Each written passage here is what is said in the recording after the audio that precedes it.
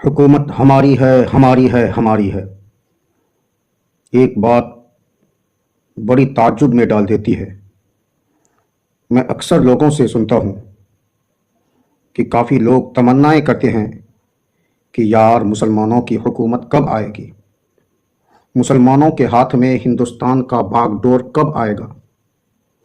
تو میں کہنا چاہتا ہوں کہ آپ کیسی حکومت ڈھونڈتے ہیں کہ ہم بھی ملک کے وزیر اعظم یا وزیر اعلیٰ بن جاتے، یعنی مکھ منتری یا پردھان منتری بن جاتے، تو ہم بھی لوگوں پر ظلم و تشدد کرتے، ہم بھی لوگوں پر آئے دن اتیاچار کرتے، ہم بھی لوگوں کو ستاتے، کمزوروں کو دباتے، عورتوں کے ساتھ ان کی عزت کے ساتھ کھلواڑ کرتے، جہاں جن کو چاہتے مارتے پیٹتے، جن کو چاہتے قید کر لیتے، جن کو چاہتے آزاد چھوڑ دیتے۔ اگر نہیں تو سنو، اگر یہ سب نہیں چاہتے ہو تو کان کھول کر سن لو۔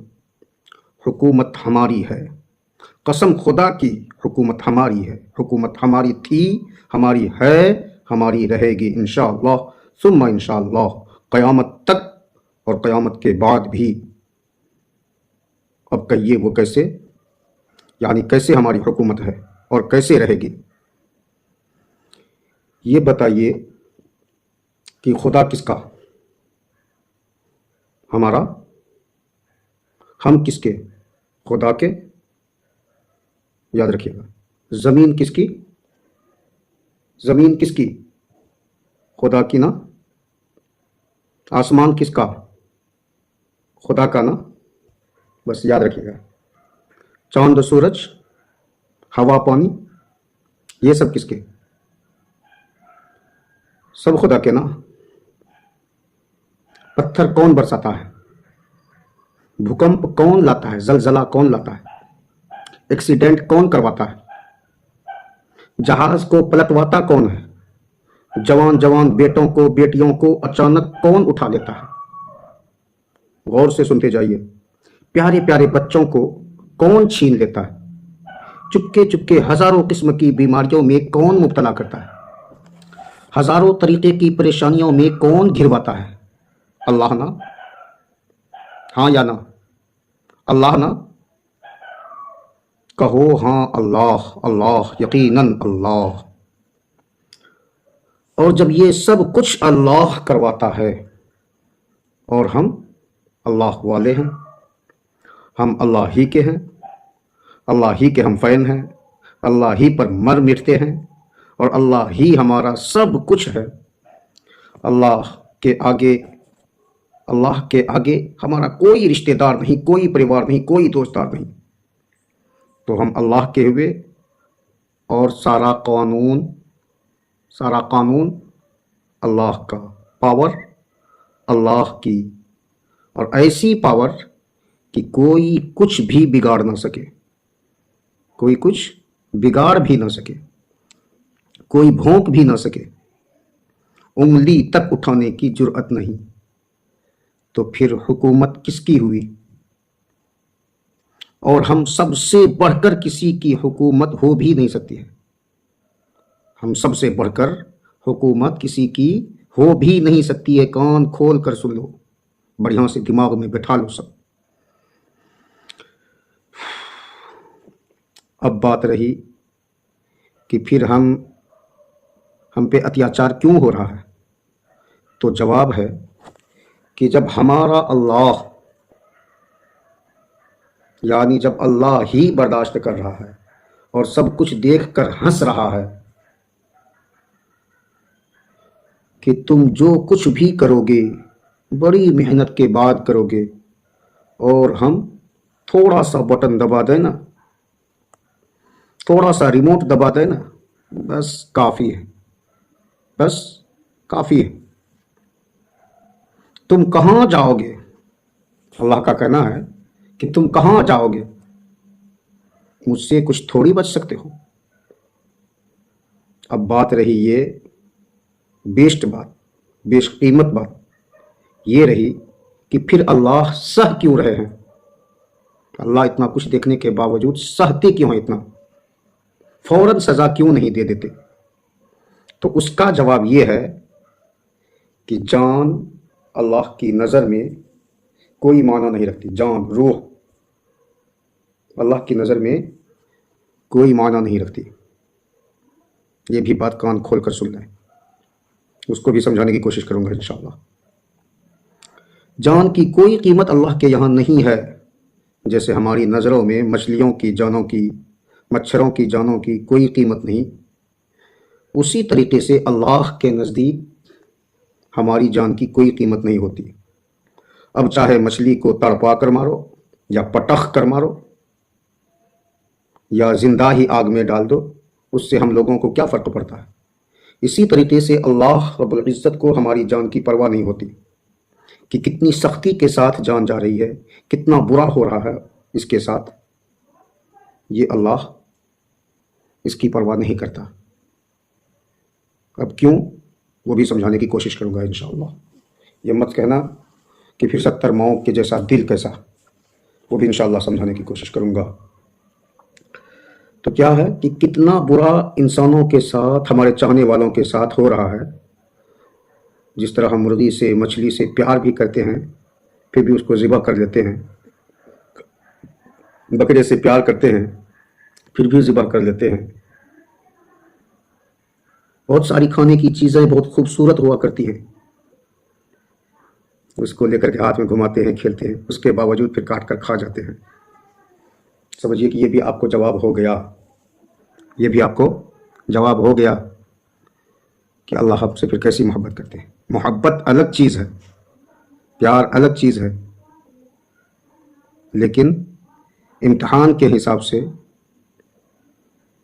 اور اتنے بڑے خالق و مالک ہونے کے حساب سے ہم ادنا انسانوں کی کوئی قیمت نہیں. جس طرح ہم لوگوں کی نظر میں سانپ، بچھو، مچھلی، مچھر، مرغی، بکری، اس کی جان کی کوئی قیمت نہیں لگتی ہے. پھر وقتاً فوقتاً ان کی حفاظت بھی کرتے ہیں ہم سب. تو بہرحال بات کو آگے کریں کہ اللہ تعالیٰ کے یہاں ہماری جان کی اتنی قیمت نہیں ہے جتنا ہم سوچتے ہیں.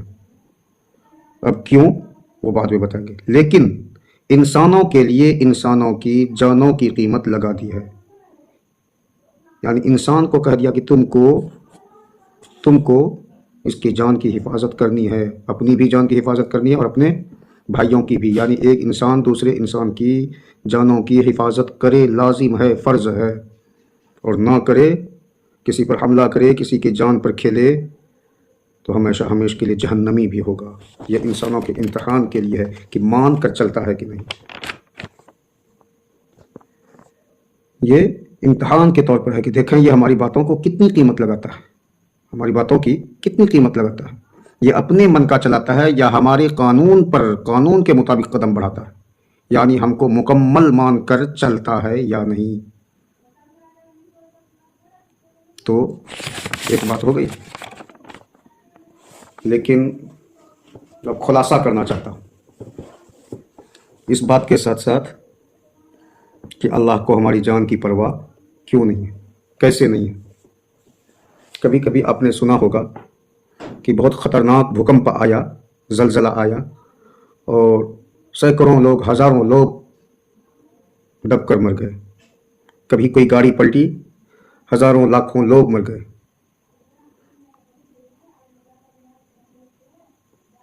بھوکمپ، آندھی، طوفان، یہ صاف صاف سمجھ میں آتا ہے کہ یہ اللہ رب العزت کی جانب سے ہے. گاڑی میں غلطی مانا جا سکتا ہے کہ ڈرائیور نے غلطی کی، یا گاڑی گرم ہو گئی، اس سے آگ لگی.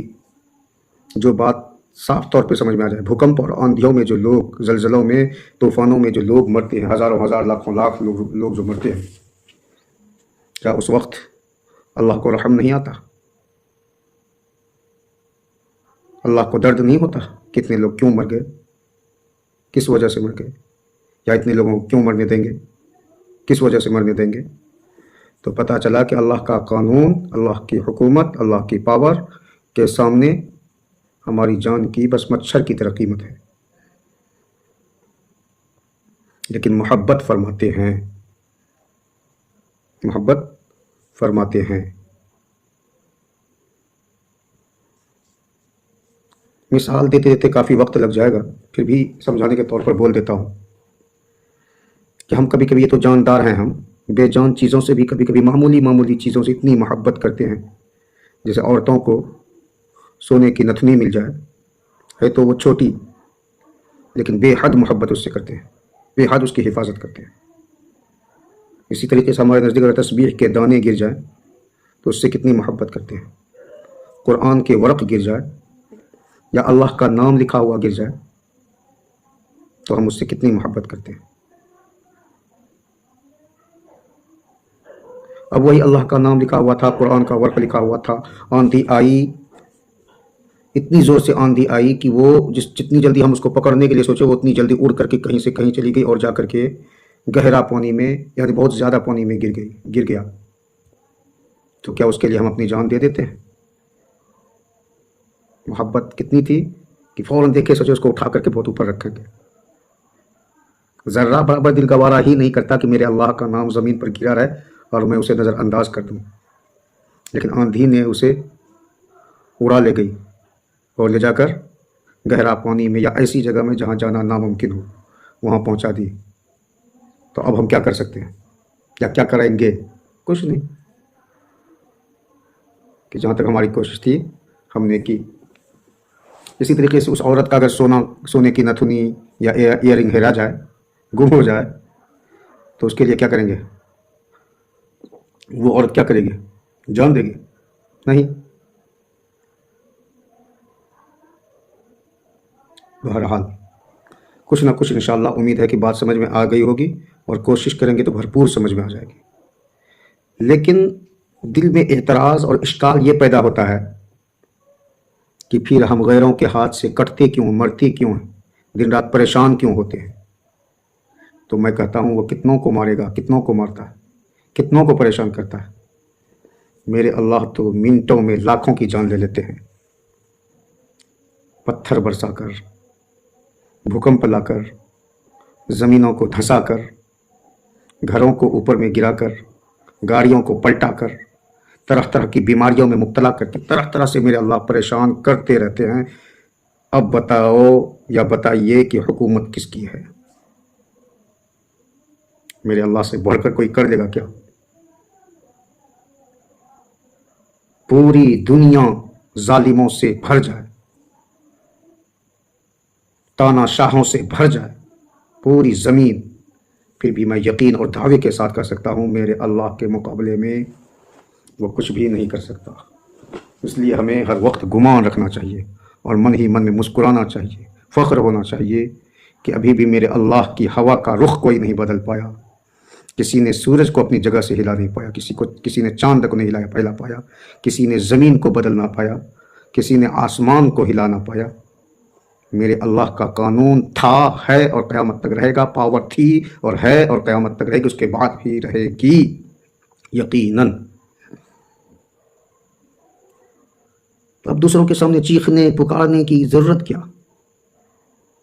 اور کچھ لوگ ایسے بے شرم ہوتے ہیں، ایسے بے حیا ہوتے ہیں، حرام خور سب، پیسے کمانے کے چکر میں جب مسلمانوں پہ ظلم و مظالم زیادہ ہوں گے اسی وقت وہ کہیں گے کہ شیئر کیجئے خوب اور پھیلائیے تاکہ شرمندگی کا سامنا کرنا پڑے۔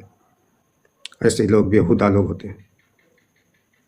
بھائی تو کتنوں لڑ لو کچھ ہونے والا نہیں ہے، کتنوں کوشش کر لو کچھ ہونے والا نہیں ہے۔ اس دور کے خطرناک ابو جہل اور خطرناک فرعون ہیں، ایک سے ایک لوگ ہیں۔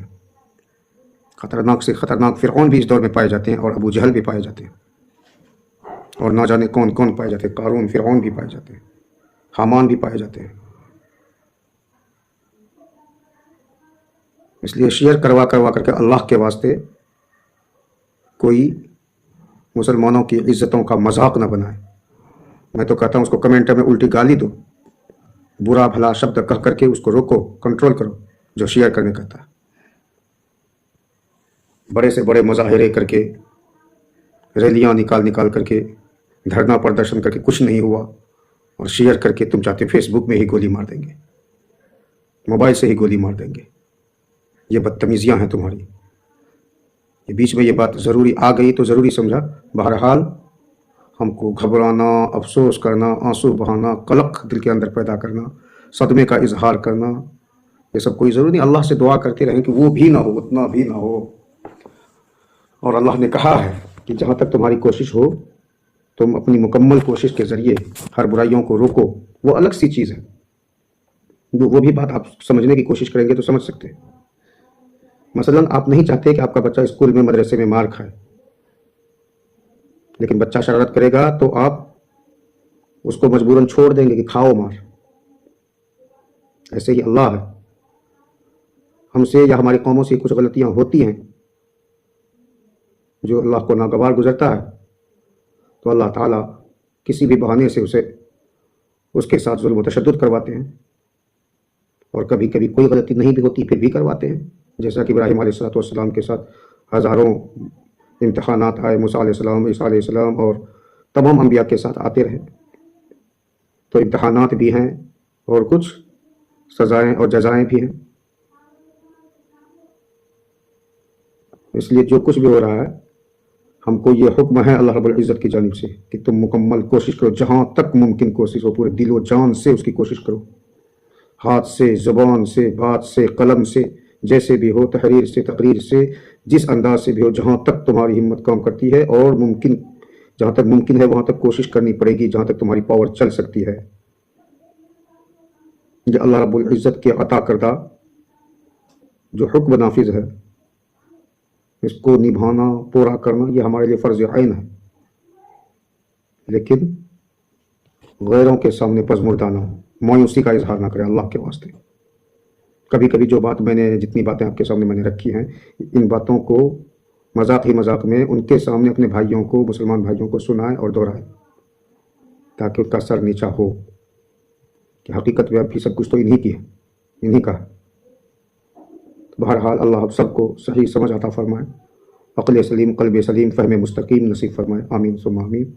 اللہ ہم سبوں کو صبر جمیل بھی نصیب فرما دے، آمین ثم آمین یا رب العالمین یا مجیب الدعوات۔ السلام علیکم ورحمۃ اللہ وبرکاتہ۔